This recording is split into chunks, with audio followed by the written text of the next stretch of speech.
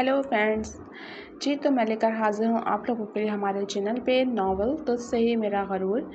इसको तहरीर किया है रीम बुखारी ने। तो चलें अब बढ़ते हैं नावल के एपिसोड 6 की जानिब, क्योंकि इस डिनर में आपका होना ज़रूरी है।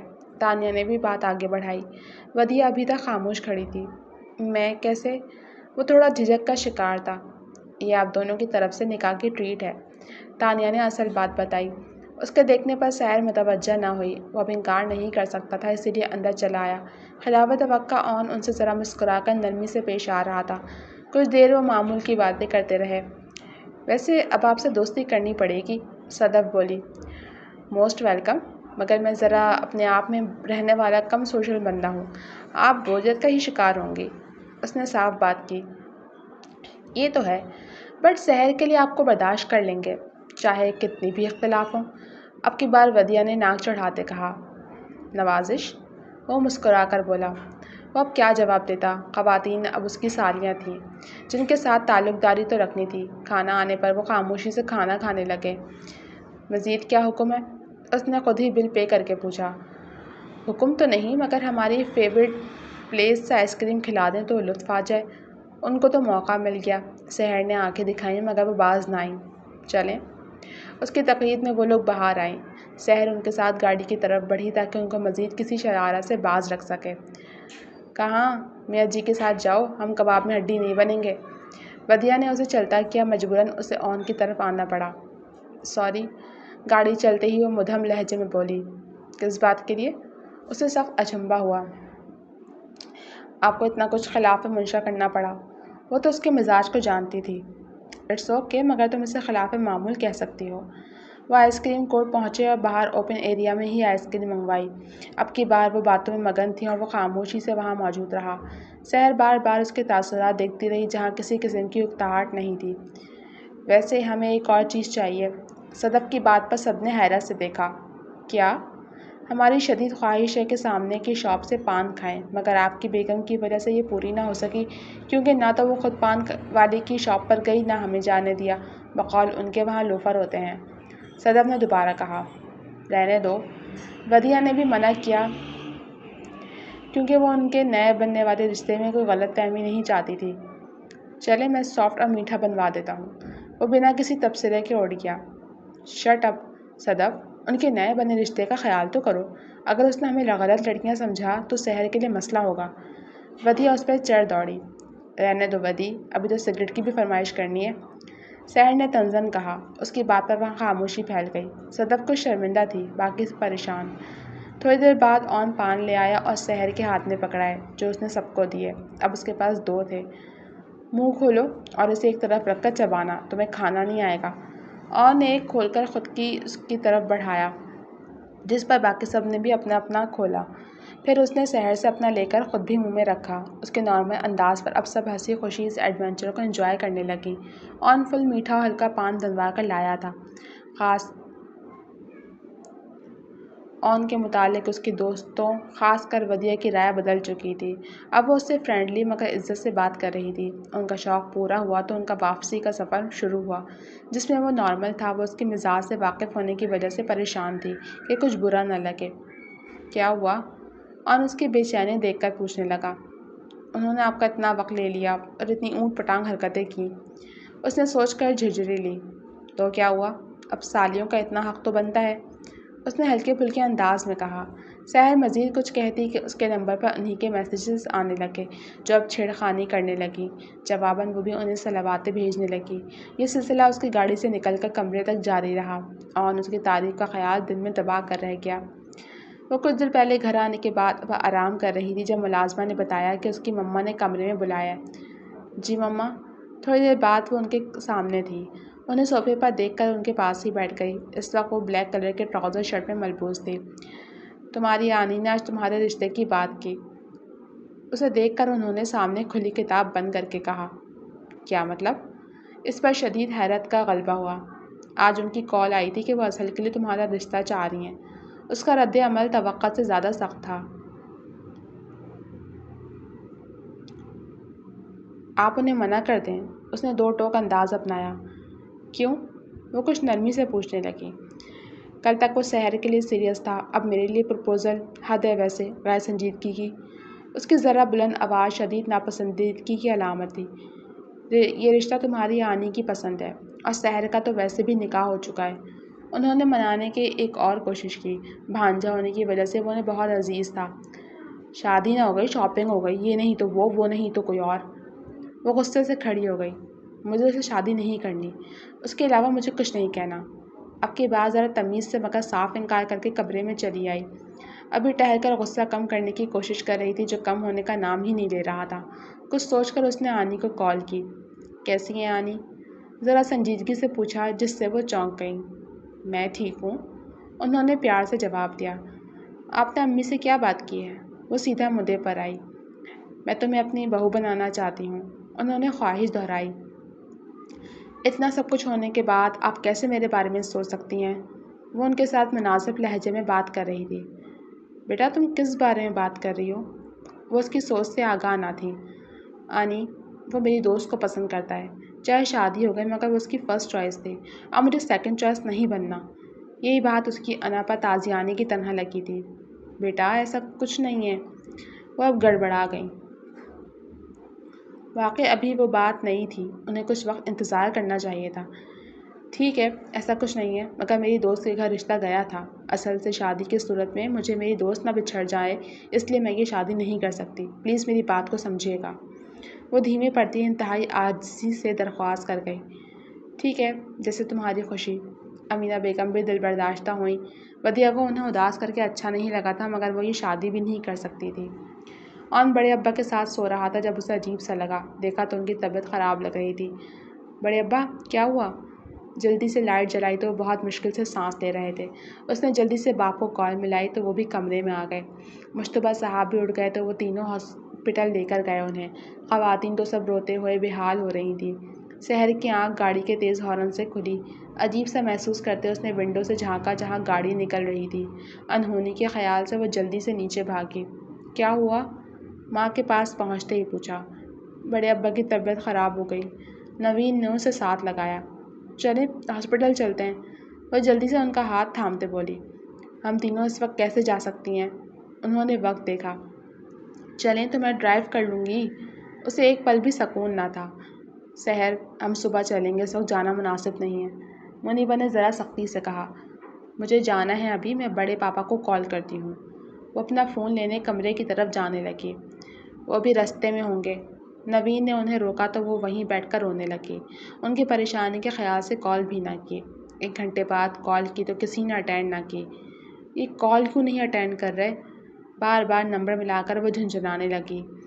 ایمرجنسی میں ہوں گے۔ وہ دونوں خود پریشانی سے بے حال تھیں۔ ادھر صبح صادق ہوئی، ادھر ایمبولینس کی آواز نے ان کے بدترین خدشات کی تصدیق کر دی۔ پل بھر میں زندگی ایک گہرا گھاؤ دے گئی۔ ان کا پیارا ان سے دور چلا گیا، رونے کڑلانے کے باوجود ان کے سامنے ہمیشہ کے لیے رخصت ہو گیا۔ وہ تینوں ڈائننگ ٹیبل پر موجود تھے مگر پھر بھی خاموشی تھی۔ ودیعہ اور مصباح دونوں خاموش تھیں۔ خلاف معمول ودیعہ ٹیبل سے جلدی اٹھ گئی۔ کیا ہوا ہے؟ وحاج پاشا نے بیگم سے پوچھا۔ مصباح نے اصل کے لیے ودیع کی بات کی ہے مگر اس نے انکار کر دیا۔ وہ رشتے کے متعلق تو آگاہ تھے۔ انکار تو اس کا حق ہے مگر غصہ کیوں؟ وہ سمجھ نہ سکے۔ پتہ نہیں، اچانک سب سن کر موڈ بگڑ گیا۔ آپ اس سے بات کریں نہ رشتے کی، شاید آپ کی بات مان لے۔ وہ اب ان کو آگے کرنا چاہتی تھیں۔ ہم نے اپنی بیٹی کو ہر فیصلے کا حق دیا ہے تو اب زبردستی کیسے کریں؟ وہ بھی شاکی ہوئے۔ اصل بہت اچھا ہے، پھر فیملی سے ہے۔ اسے وہ کچھ زیادہ مارجن دے رہی تھیں۔ مصباح، ہماری ودیعہ کا فوکس فی الحال بزنس ہے اور وہ اس میں بہت اچھا پرفارم کر رہی ہے۔ پتہ ہے سب اس کی اسکلز سے بہت متاثر ہیں، اس لیے میں اسے بہت آگے دیکھنا چاہتا ہوں۔ جہاں تک بات ہے شادی کی تو اس کے لیے پہلے ہی بہت اچھے رشتے آ چکے ہیں۔ یہاں تک کہ لغاری انڈسٹریز کے آنر نے مجھ سے اپنے بیٹے کی بات کی ہے مگر میں نے ودیعہ کی مرضی پر بات چھوڑ دی۔ انہوں نے تفصیل سے اپنا نقطہ نظر سمجھایا۔ ارے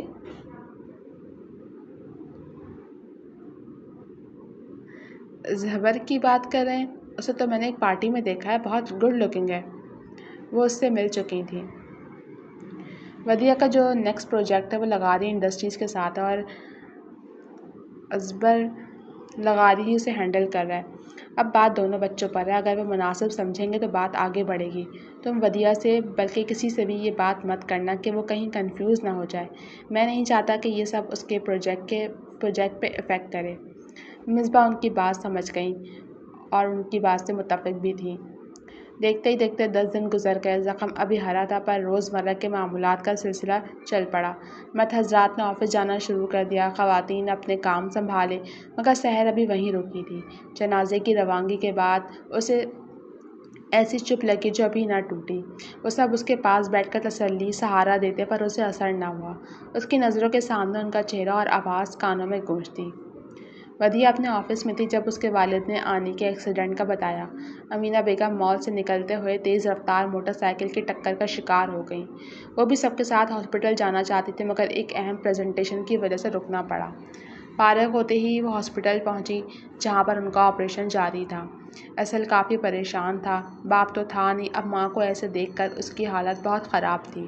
سب اسے سپورٹ کر رہے تھے۔ ان کا ٹخنہ افیکٹ ہوا تھا۔ آپریشن کے بعد انہیں روم میں شفٹ کر دیا۔ ہوش میں آنے کے بعد سبھی ان سے ملے۔ وہ دونوں میاں بیوی کافی دیر بیٹھنے کے بعد گھر چلے گئے۔ ودیع رات تک ان کے پاس رکی۔ مصباح نے ڈرائیور کے ذریعے اسہل کے لیے گھر کا کھانا بھیجا تو ودیع اس کے ساتھ گھر چلی گئی۔ اگلے دنوں میں بھی وہ وقتاً فوقتاً ان کے پاس چکر لگاتی رہی۔ 2 دن بعد انہیں گھر شفٹ کر دیا گیا، تب بھی وہ ان کے ساتھ گھر گئی۔ شام تک ساتھ بھی رہی۔ وہ اپنی آنی سے بہت پیار کرتی تھی، اسی لیے ان کے لیے بہت پریشان تھی۔ بیٹا چل کر کھانا کھا لو۔ نوین کی بات سن کر وہ واپس سر صوفے پر گرا گئی۔ بچے، ہم سب کا صدمہ بڑا ہے، مگر تمہیں یوں دیکھ کر تکلیف مزید بڑھ جاتی ہے۔ اپنے بڑے پاپا کے لیے خود کو سنبھال لو، وہ بھی ڈھنگ سے نہیں کھا رہے، پھر میڈیسن بھی نہیں لے سکتے۔ ان کی نم آواز پر وہ اٹھ کھڑی ہوئی۔ منہ ہاتھ دھو لو۔ ان کے کہنے پر وہ واش روم گئی۔ منہ ہاتھ دھو کر ڈائننگ ٹیبل پر خاموشی سے بیٹھ گئی۔ سب اس پر نگاہ ڈال کر رہ گئے۔ متورم آنکھیں جس کے نیچے حلقے پڑے تھے۔ کچھ کہنے کے بجائے مما نے اس کی پلیٹ میں کھانا نکالا جسے وہ خاموشی سے کھانے لگی۔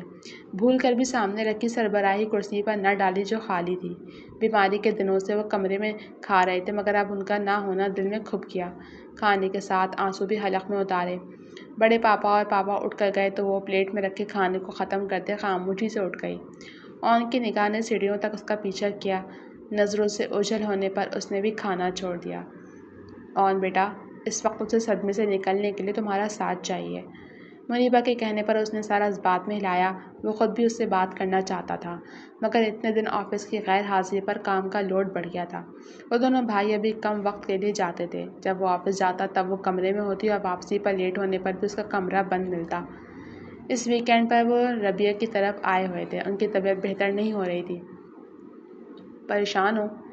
ودیع اسہل کو باہر دیکھ کر پیچھے آئی جو افسردہ سا تھا۔ مام بہت ٹینشن لے رہی ہیں جس کی وجہ سے بی پی ہائی ہے، اوپر سے اتنی ہائی میڈیسن۔ وہ بے بس سا تھا۔ اتنی ٹینشن کی کیا بات ہے؟ اسے سمجھ نہ آئی۔ گھر اکیلی ہوتی ہیں جس کی سوچتی رہتی ہیں۔ اس نے گہرا سانس بھرا۔ تم نے نرس تو ہائر کی ہے، کل وقتی ملازمہ بھی ہے۔ ودیع نے دیکھا تھا کہ اسہل نے ہر کوشش کر رکھی تھی۔ تنخواہ دار ملازم خدمت کر سکتے ہیں مگر وہ اکیلا پن دور نہیں کر سکتے۔ اپنی کہہ کر وہ تو گھر کے اندر چلا گیا مگر وہ کچھ سوچنے لگی۔ آنی، اب ہمارے گھر چلے نا۔ وہ ان کے پاس آ گئی۔ ارے بیٹا، میں کیسے آ سکتی ہوں؟ وہ نم سا مسکرا کر بولی۔ ربیہ، ودیع کی بات صحیح ہے، ہم مل کر تمہارا خیال رکھیں گے۔ مصباح نے بھی بہن سے کہا۔ یہ تو بہت اچھی بات ہے۔ وحاج نے بھی کہا۔ آپ کی محبت کا شکریہ مگر بیماری نے چڑچڑا کر دیا ہے مجھے، اس لیے وہاں دل نہیں لگے گا۔ وہ منع کر گئیں۔ چائے کے بعد وہ گھر کے لیے نکلے۔ مما، میں کچھ دن آنی کے پاس رہ کر ان کا خیال رکھنا چاہتی ہوں۔ اس نے فیصلہ کر لیا تھا۔ تم کیا کرو گی؟ میڈ اور نرس ہے تو صحیح۔ انہیں اس فیصلے پر حیرت ہوئی۔ وہ اکیلی بور ہو رہی ہیں اور اصل آفس کے ساتھ انہیں کم وقت دے پاتا ہے، میں بس ان کے پاس رکوں گی۔ وہ سوچ چکی تھی۔ ٹھیک ہے، پر پہلے پوچھ لو، ایسا نہ ہو انکمفرٹیبل ہوں۔ وحاج پاشا نے ہمیشہ کی طرح بنا کسی اعتراض کے ہاں کہی۔ وہ نیند میں تھی جب جانی پہچانی آواز سن کر چونکی۔ یہ آواز تو بڑے ابا کی تھی۔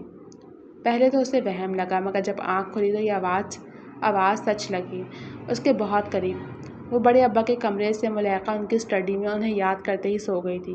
اب جلدی سے اٹھتے ہی وہ ان کے کمرے میں آئی جہاں وہ بیڈ پر بیٹھے تھے۔ بڑے ابا؟ चुप टूटी और वो भाग कर उनके कंधे से लग कर ज़ारो कतार रोना शुरू हो गई। उन्होंने भी मुड़कर उसे कंधे से लगाया। आप कहाँ चले गए थे? कितना याद किया आपको। रोते हुए उसकी हिचकियाँ बन गईं। मैंने भी अपने बच्चे को बहुत याद किया। उन्होंने उसका कंधा थपका।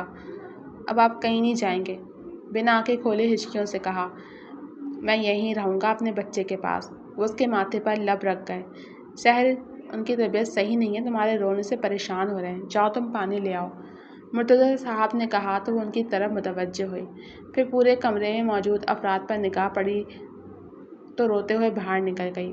उसके भाग कर जाने पर सब ने नम आँखों से देखा। वो भी अपसेट है नानो। और ने उन्हें बेड पर लिटाकर कंबल उड़ा दिया। मम्मा, मैं अभी आता हूँ, कहकर वो किचन में आया, जहाँ वो नम आँखों से ट्रे में गिलास रखे जग से पानी डाल रही थी। हाथ कपकपाने से पानी बाहर छलक गया। सहर, वो तासुब से आगे बढ़ा। रिलैक्स, नरमी से उसे तसल्ली दी। मैं दादा अब्बा को पानी दे आऊँ। वो गिलास थामने लगी तो ऑन ने उसे कंधों से थाम कर रुख मोड़ा। वो नानो है, कितने घंटे की फ़्लाइट से अभी पहुँचे हैं, तुम्हें पता तो है, उसने याद दिलाया। नानो, मगर उनकी आवाज़, वो बड़े अब्बा हैं। उसे झुठलाते हुए एक बार फिर आंख भर आई। तुम्हें मालूम है कि उन दोनों की आवाज़ बहुत मिलती है। उसकी हालत देखकर अपना दिल कटने लगा। ऐसा कैसे हो सकता है? मैं बड़े अब्बा को कैसे ना पहचानूं? आंसू चेहरे पर बहते जा रहे थे। तुम उन्हें मिस कर रही हो, इसीलिए ऐसा फ़र्ज़ कर रही हो। उसके चेहरे को हाथों के प्याले में भरा और आंसू साफ़ किए। वो अब कभी नहीं आएंगे, मासूमाना अंदाज से कहते आंसू फिर बहने लगे। उनका आगे का सफ़र शुरू हो गया। अब तुम्हारे इस तरह रोने से उन्हें तकलीफ़ होगी। ऑन ने उसे गले लगाते उसके गिर्द हिसार बांधा। ऑन का सहारा पाते उसके रोने में मज़ीद शिद्दत आ गई। मुझे बड़े अब्बा चाहिए, वो ज़िद सी करने लगी। सहर, हम उनको खो चुके हैं, वो अब कभी वापस नहीं आएंगे। मगर उस पर किसी चीज़ का असर नहीं हो रहा था। बात सुनो, वो उसके पीछे हटाकर चेहरा थाम कर बोला। नानो खुद बहुत बीमार हैं, ऊपर से भाई की मौत ने गहरा सदमा दिया है। हमारा यूँ रोना उन्हें परेशान करेगा। पता है ना वो बड़े अब्बा को कितने अजीज़ थे, तो उनकी तकलीफ़ पर उन्हें कितना बुरा लगेगा। दूसरे बड़े अब्बा को खोने के बाद अब हम कोई और नुकसान नहीं बर्दाश्त कर सकते। अब वो ज़रा थम गई। समझ रही हो ना मेरी बात? उसे खामोश होते देख कर पूछा तो वह इस बात में सर हिला गई। चलो शाबाश, अब उनको फ़्रेश होकर मिलो। ठीक है। उसने पोरों से उसके आंसू साफ़ किए। वो उसका हाथ थाम कर ले जाने लगा। चाय? उसे मेहमान नवाजी का ख्याल आया। हमारे एयरपोर्ट से घर पहुंचने पर सारा इंतज़ाम पहले से कर रखा था और मुलाजमा सब पहले ले जा चुकी है। अब मामू और आंटी से तो मिल लो, क्या सोचेंगे? उसे कहने पर वो साथ चलने लगी। हाथ अभी तक उसके हाथ में थे। उनकी फ़्लाइट के बारे में वो आगाह थी, मगर नींद की वजह से जहन से महव हो गया था। अस्सलाम वालेकुम। ड्राइंग रूम में दाखिल होते उसने असफंद और उनकी बीवी को सलाम किया, जो गर्मजोशी से उनसे मिले।